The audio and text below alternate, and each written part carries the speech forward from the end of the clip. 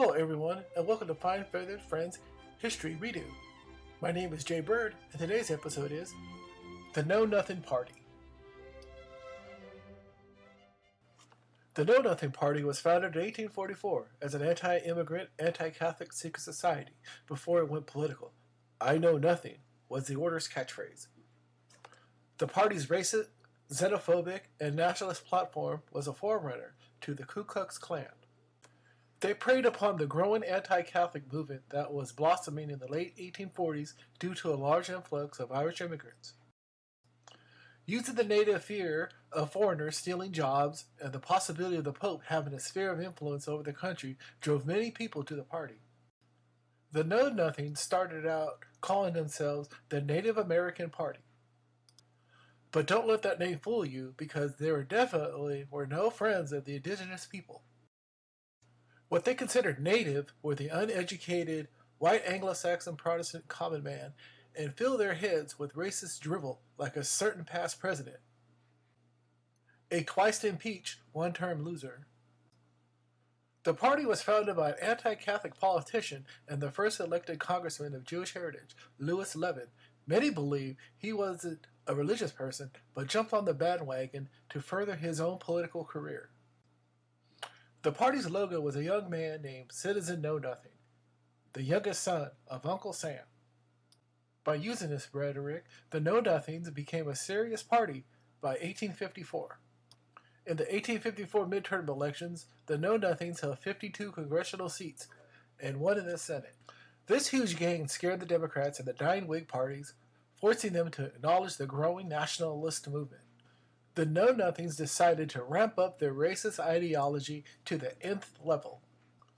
They decided to go full throttle with their xenophobic, anti-Catholic views until the slavery issue began to supersede their own platform.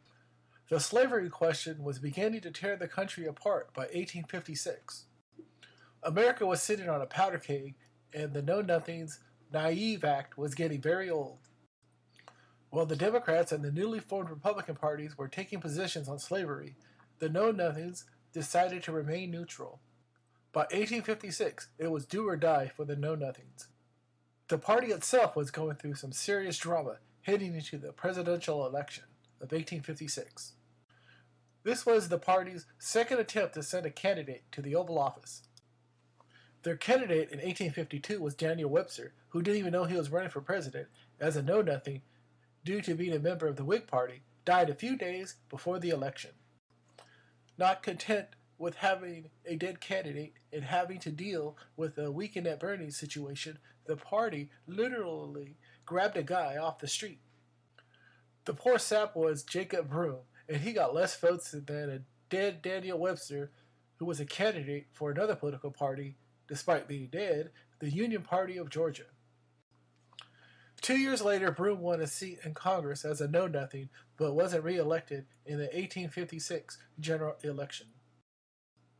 Did their candidate in the 1856 U.S. presidential election fare better than the one in 1852? No.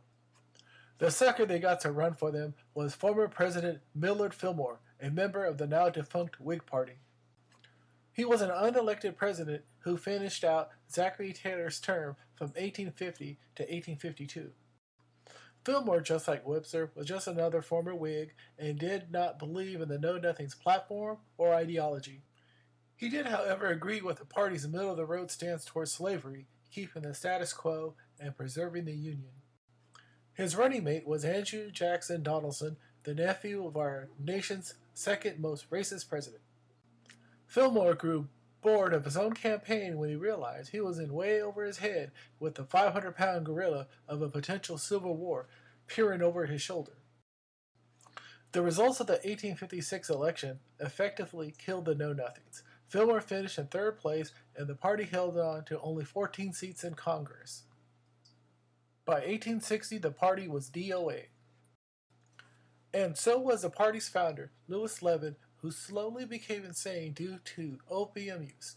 He started to believe in his own nonsense like a certain former president, began to identify himself as a Protestant during his political career and personal life.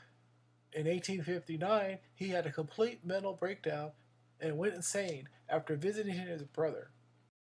Levin was reported to be dangerous and unmanageable on a train to Richmond. His friends and railway workers subdued and detained him in a mail car. He was sent to the Philadelphia Hospital for the Insane and died from insanity on March 14, 1860, at the age of 51.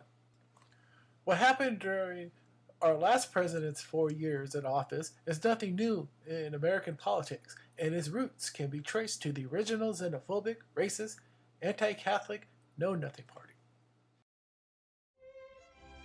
Well, thanks for watching another episode of Fine Feathered Friends History Redo.